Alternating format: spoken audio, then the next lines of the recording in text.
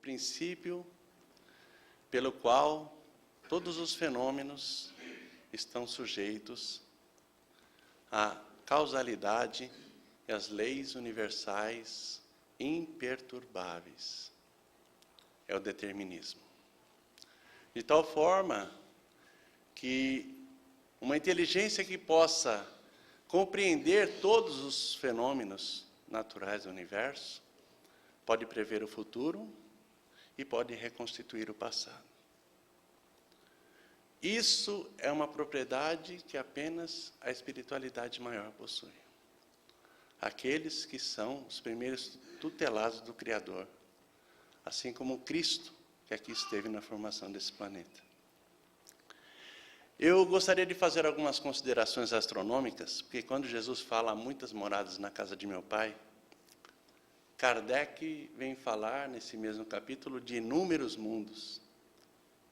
Mas depois de Kardec veio a espectroscopia e veio uma astronomia com a tecnologia que alcançamos e conseguimos enxergar muito mais longe, né? Hoje em dia já existe aí a teoria do Big Bang e tudo mais, né?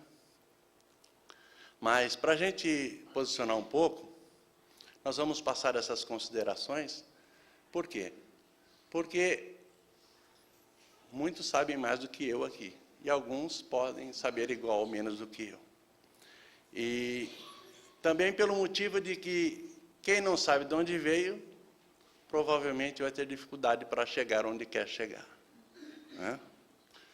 Nós moramos num planeta que, junto com mais 8 ou 9, de acordo com as considerações dos cientistas, gira em torno de uma estrela, entre 100 a 400 bilhões de estrelas que giram na Via Láctea, que é uma das 100 bilhões de galáxias que compõem o universo conhecido. Meus irmãos, se a gente desdobrar esse mapinha que nós relatamos aqui, a nossa galáxia, se a gente desdobrar um mapa aqui nessa sala, a nossa galáxia, ela não será mais do que um ponto num cantinho.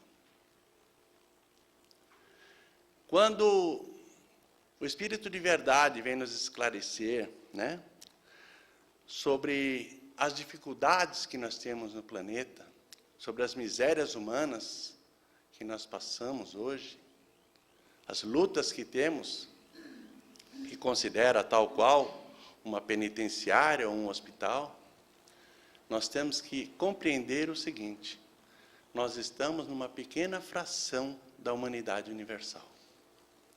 Existem bilhões de mundos felizes, outros bilhões de mundos de expiação, e outros tantos primitivos, porque a criação é incessante. A reunião que se processa aqui nessa noite são de espíritos em expiação e resgate. Mas um dia isso será uma assembleia de anjos. Por quê? Estamos respondendo o final da palestra. É o destino da humanidade terrestre, né? Mas nós começamos no determinismo, inclusive das nossas existências, né? Lá na Gênese, em uranografia geral, nós vamos encontrar uma colocação que diz assim, que o espírito não recebe iluminação divina sem haver passado pela série divinamente fatal dos seres inferiores, entre os quais elabora lentamente a sua individualidade. Ou seja, o princípio espiritual que nos formou já passou pelo minério, pelo vegetal, pelo animal, até alcançar o hominal, bem lá atrás, quando ainda éramos semi-selvagens, né? Quando houve a individualização desse princípio, e aí se formou o nosso espírito. E aí começamos a nossa trajetória, até aprender as coisas mais básicas, as coisas mais simples que as crianças aprendem a fazer. Nós, como adultos, não sabíamos fazer. Até chegarmos na idade da razão. Aí a gente começou a aprender como relata André Luiz, na obra Missionários da Luz, o benfeitor Flacos, ele vem passar numa preleção que ele faz, que nós alcançamos essa época mais ou menos 40 mil anos atrás. Há 40 mil anos, na generalidade, nós já sabemos o que é certo e o que é errado. Aí a gente começa a reflexionar, né? O que eu estou fazendo aqui ainda? 40 mil anos, eu já sei o que é certo e o que é errado, e ainda estou batendo a cabeça. Ainda estou lutando contra mim mesmo, né? É uma reflexão que fica para nós, porque para nós termos a exata noção da nossa pequenez como espírito, né? E no item 6, falado assim: muitos se admiram de que na terra haja tanta maldade, tantas paixões grosseiras, tantas misérias e enfermidades de toda sorte, né? Mas isso se dá porque o nosso livre-arbítrio e a nossa consciência, existe aí uma ação e uma interação que nós temos nas nossas reencarnações, para que nós possamos alcançar a fatalidade que é para voltar para o Criador, né? E essas paixões grosseiras, elas estão relacionadas às nossas escolhas, aos nossos desejos, aos nossos tropeços e às felicidades que alcançamos quando acertamos nessas escolhas. Quando a nossa escolha é boa, o resultado vai ser bom. Nós, pelo livre-arbítrio, nós temos a condição de plantar o que quisermos, mas temos a fatalidade de colher aquilo que plantamos. Isso é irrevogável. E por isso estamos envolvidos nesse mundo grosseiro, da qual Kardec fala que se imagina daí que a humanidade triste coisa é, por conta da nossa dificuldade ainda, de estarmos plantados aqui por nossos merecimentos, né? Então, ele segue dizendo assim: faria falsa ideia quem julgasse os habitantes de uma grande cidade pela população dos seus quarteirões mais ínfimos e sórdidos. Aqui estamos exatamente naquele ponto. Nós estamos lá no cantinho do universo, um mundinho, naquela estrelinha, de um monte de outras. Nós somos a pequena fração da humanidade universal. É preciso que o espírita, principalmente o espírita, atente para isso, que nós não podemos contar nós por nós mesmos. Nós temos irmãos no universo inteiro. Evoluiremos da mesma forma que eles evoluíram, da mesma forma que o Cristo evoluiu.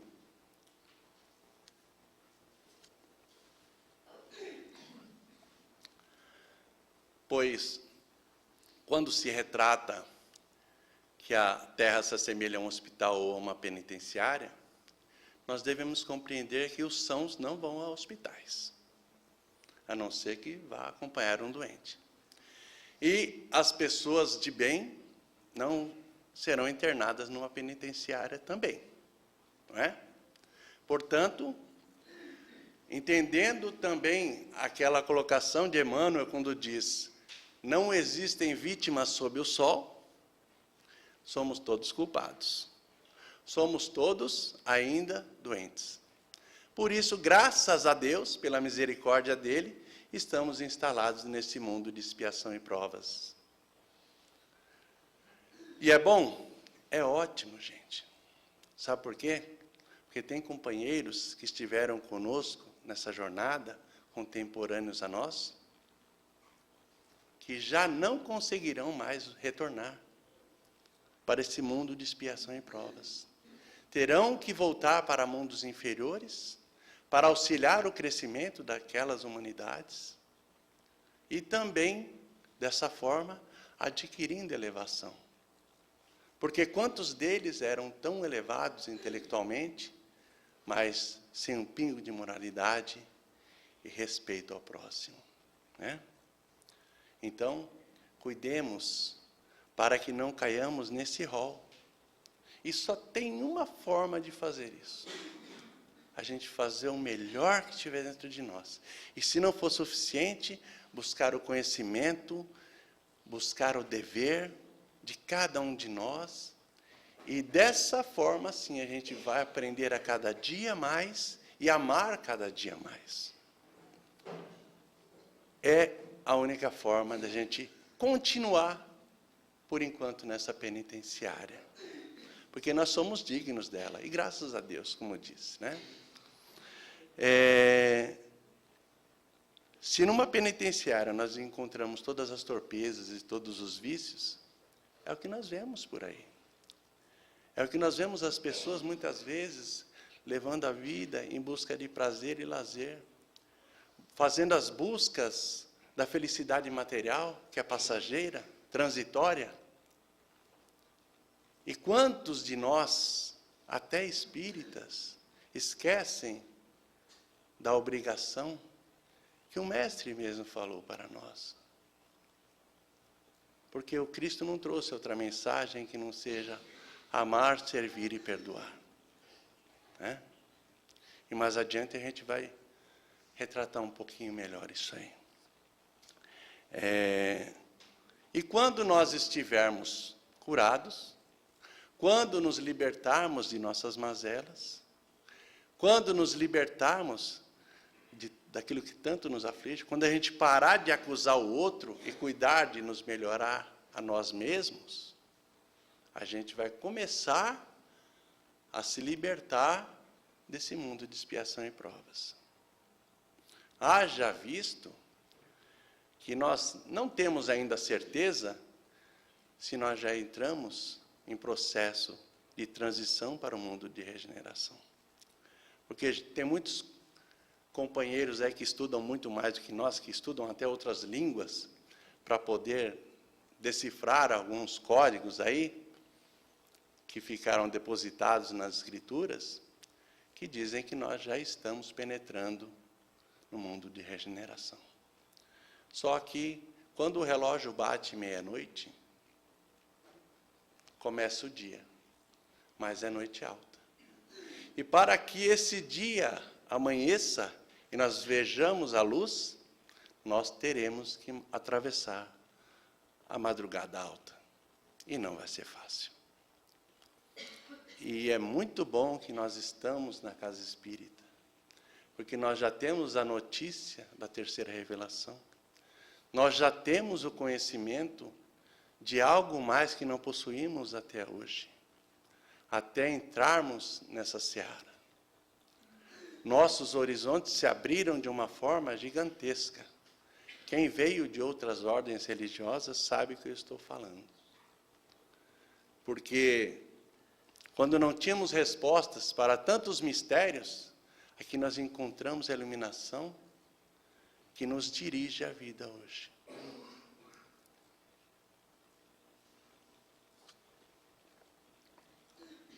Pois é. E esses mundos transitórios, na questão 236 do Livro dos Espíritos, se vocês tiverem tempo, porque ela abre outras questões, podem estudar em casa. 236 vai falar bastante sobre mundos transitórios. Porque a Terra também é um mundo transitório. Quantos espíritos vieram de outros mundos porque não alcançaram a evolução, não conseguiram acompanhar a evolução daqueles que trilhavam o bem, e vieram aqui para nos ajudar e para se elevar. E foram de volta para aqueles mundos ou para outros, para auxiliar outros mundos. E assim somos nós. Porque independente da humanidade progredir, a gente fica pensando, mas até esse mundo melhorar, às vezes a gente vê essas loucuras como aquela que aconteceu ontem em Londres, a gente fala, quando é que esse mundo vai melhorar? Quando as pessoas serão melhores? Né? A verdade é que nós não precisamos esperar o outro melhorar, como eu disse antes. Porque se nós conseguimos nos libertar dessa carga pesada que carregamos nesse mundinho. Nós somos viajores do universo. A bola de ferro que está presa na nossa canela são as nossas próprias dívidas, são as nossas próprias mazelas, são os nossos próprios defeitos, que ainda nos acusam e nos prendem aqui. Porque quando realmente conseguirmos nos libertar, nós seremos viajores do universo, e de acordo com a condição que adquirirmos, nós podemos fazer qualquer tarefa maravilhosa, como essa que o Cristo faz hoje. Lógico, existe uma hierarquia de condições, hierarquia de sabedoria, de aprendizado, porque é infinito. Essa perfeição é uma coisa que o próprio Cristo reconhece e sabe que existem espíritos de uma envergadura ainda maior. Porque em todos esses dados astronômicos que eu relatei lá no princípio, em cada degrau desse existem companheiros que dirigem constelações, que dirigem galáxias, que dirigem comunidade de galáxias e por aí vai. Esse governo que a gente tem instalado no mundo, ele funciona dessa forma. É uma forma bem grotesca do que se representa no mundo espiritual, porque, dada a nossa inferioridade, né? E a espiritualidade é uma coisa muito equilibrada, muito organizada, mas nós teremos essa condição. Vocês se lembram da Assembleia de Anjos? Vai demorar, mas a gente vai se encontrar, né? Então, e aí existem os mundos felizes, né? No qual muita gente se equivoca desses mundos felizes. Allan Kardec traz uma pergunta muito interessante no Livro dos Espíritos, que diz assim, a 969, que deve-se entender quando é dito que os espíritos puros se acham reunidos no seio de Deus e ocupados em lhe entoar louvores. Interessante, né? É uma alegoria indicativa da inteligência que eles têm das perfeições de Deus. Por quê? Porque a isso foi falado para os antigos. Qual ideia nós tínhamos da divindade há 2000 anos atrás? Nós éramos ainda semi-bárbaros. E depois disso ainda fizemos coisas tão horríveis para chegar até aqui. Né? E muitas delas, grande parte delas, em nome do próprio Criador. Né? Porque seria muito entediante você imaginar que você iria passar à beira de um lago, né? Ali, vendo os anjos passeando para lá e para cá, voando, entoando canções a Deus, e você ficar ali apenas em louvor. Quanto tempo será que cada um aqui suportaria isso?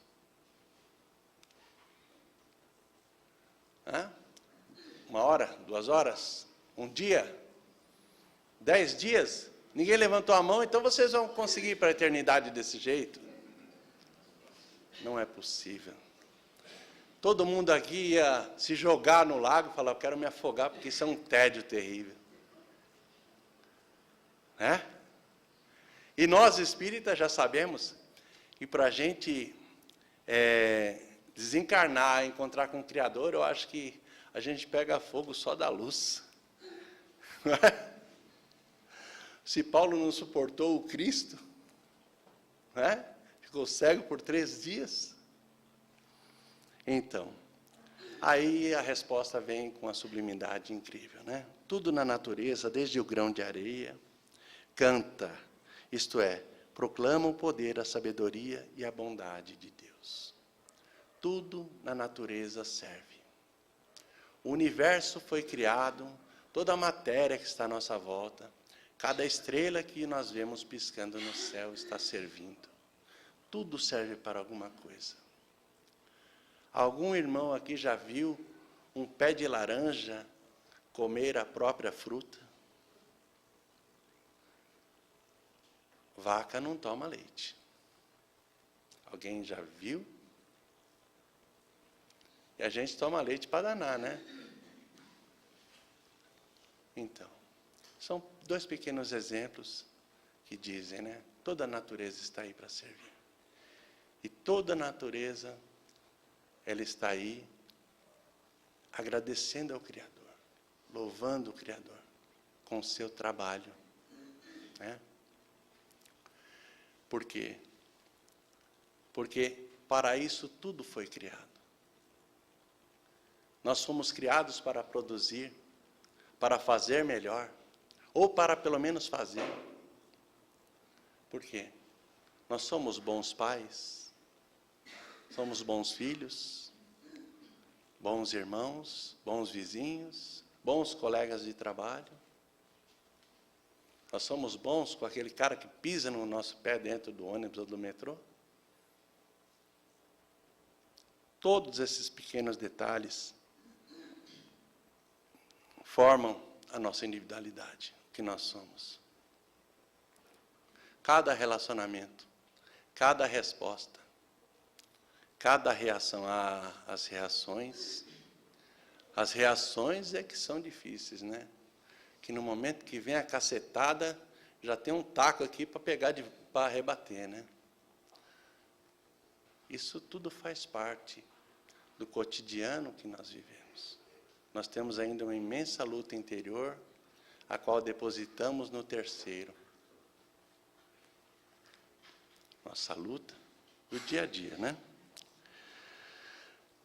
A espiritualidade vem responder sobre os espíritos puros, e diz assim: os espíritos perfeitos estão isentos das tribulações da vida, sabem todas as coisas, dão útil emprego à inteligência que adquiriram, auxiliando os progressos dos outros espíritos. Essa é a sua ocupação e também um gozo.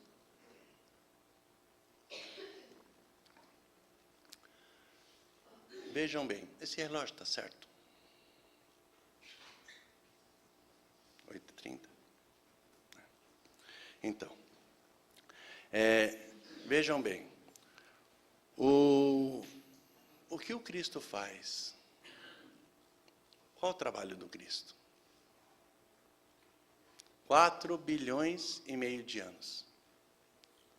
João fala, no princípio era o Verbo, e o Verbo se fez carne.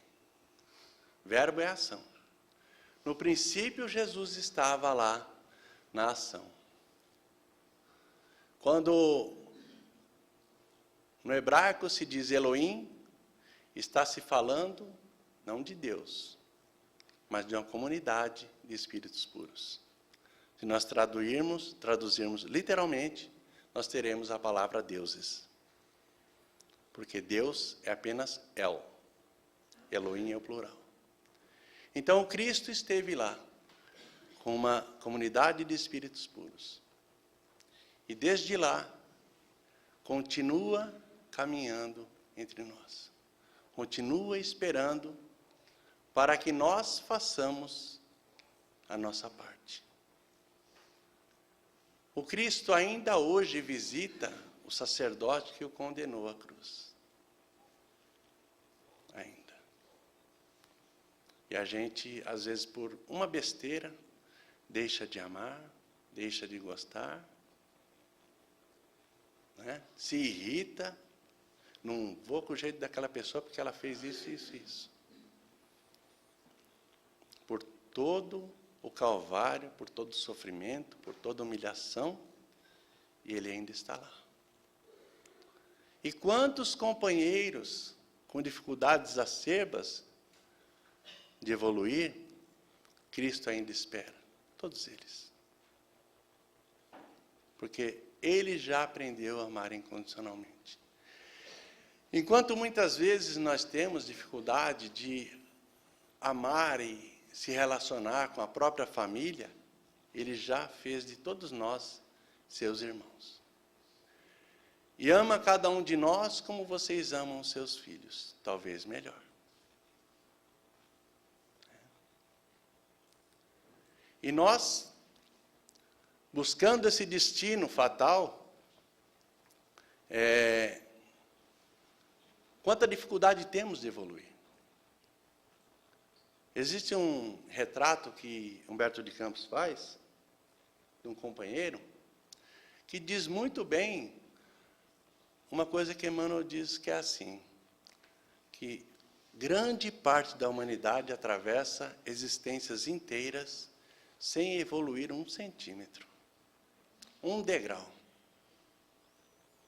Parece brincadeira, né? Pois bem, vou sintetizar um conto de Humberto de Campos, de um companheiro que passou a vida inteira com dificuldade, envolvido com álcool, envolvido com jogos, enfim, atravessou a vida inteira e a mãe vem aqui, vai ali, cuida, tenta dirigir o nosso irmãozinho e, finalmente, os dois acabam desencarnando e a mãe, debruçada sobre o filho, vira-se para o benfeitor e fala: mas eu lutei a vida inteira por ele, para que ele conseguisse melhorar. Eu sofri a vida inteira, é isso que eu ganho? O benfeitor vira-se para ela e fala: fazem 15 séculos que eu cuido do nosso irmão desse jeito. 1500 anos. Daí, uma reflexão que não pode calar. Nós temos que gritar para dentro do nosso coração. Qual é o destino do meu espírito? Porque se existe uma destinação fatal pelo determinismo, que a Terra um dia vai ser engolida pelo Sol, e esse mundo vai deixar de existir, e vai servir para a formação de outros mundos, existe também uma destinação fatal dos seres, que se não estiverem habitando aqui, estarão habitando outros mundos, iguais, melhores ou piores do que esse.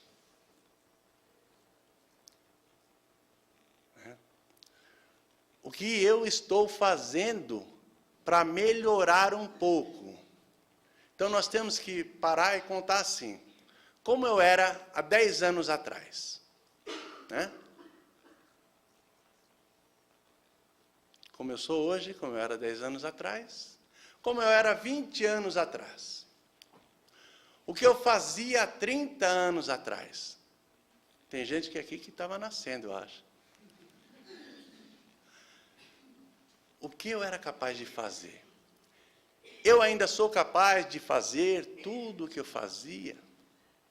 Lógico que é. Se você fazia, você pode fazer de novo. Mas, e existem muitas coisas que nós somos capazes, mas já não queremos fazer mais. Não é? Nós não queremos mais fazer, porque não é bom para mim. Não é bom para o outro e nem para mim também. Né? A gente pode ir até mais longe, né? Se a gente for voltando há 100 anos atrás, o que eu era há 100 anos atrás? Podia estar no mundo espiritual, provavelmente, ou sofrendo, esperando uma reencarnação compulsória, ou já me preparando para vir aqui fazer um monte de besteira que já fez. Né? Emmanuel tem aquela cartilinha do Pensamento e Vida, que ele passou para o Chico, né?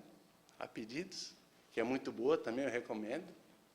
É uma cartilha que é passada no mundo espiritual para que os companheiros possam ter algumas diretrizes, né, de como se comportar quando chegar aqui. O problema é que a maioria de nós esquece de tudo. O cara carrega uma tarefa enorme e chega aqui, trabalha lá 2 horinhas por semana e fala: nossa, eu sou um trabalhador espírita. Não é? Então, mas aí, essa cartilha é muito legal, nós estamos passando, inclusive, para as mães, aos domingos, lá no, eu esqueci de falar, nós somos do Jesus Rede Vivo, uma casa de amor, tem muito trabalho também, muitos companheiros lá, inclusive o nosso grande amigo José Carlos, que nos indicou, pior para ele, né? E é muito interessante, vocês aproveitem a leitura também para estudo, na cabeceira da cama, uma lição por dia, é maravilhoso. Vocês fazem 500 livros durante a existência, viu? É por experiência própria. Mas a grande verdade é essa, né? A gente tem que fazer essas análises. Porque se você está um pouquinho melhor do que há 20, 30 anos atrás, você fez muito pouco. O tempo urge, uma hora vem o desencarne e a espiritualidade pega e fala, ó, chega. Ah, mas eu queria fazer, não sei, o cara queria fazer um hospital lá, planejou tudo, viveu a vida inteira, trabalhou, cuidou da família, dos filhos, mas chegou no neto, a espiritualidade levou, falou, ah, mas eu tinha que fazer um hospital. Você tinha. Deixou por último, não deu tempo. Talvez nós não tenhamos que construir um hospital, mas nós temos que fazer o melhor que nós pudermos fazer. E nunca será o bastante. Sabe por quê, gente? Porque esses companheiros que estão aqui nos assistindo, e eu agradeço muito essa espiritualidade, nós sentimos uma energia muito gostosa nessa casa, sem bajulação, eles trabalham dia e noite. Muitas vezes nós somos trazidos aqui, e os companheiros que nos sintonizamos com eles, eles vêm e ficam aqui para tratamento. E a gente vai embora, sossegado para casa, eles ficam trabalhando aqui, cuidando dos caras. Porque, independente da condição, somos todos necessitados. E a gente não pode falar também, graças a Deus que ficou lá. Não. Graças a Deus que ele pôde ser auxiliado assim como eu sou, assim como eu estou sendo. Porque ele também é meu irmão, muitas vezes desavisado. Né? Então, e para a gente completar, fica uma pergunta que eu acho que já foi respondida na palestra. Como Jesus louva o Criador?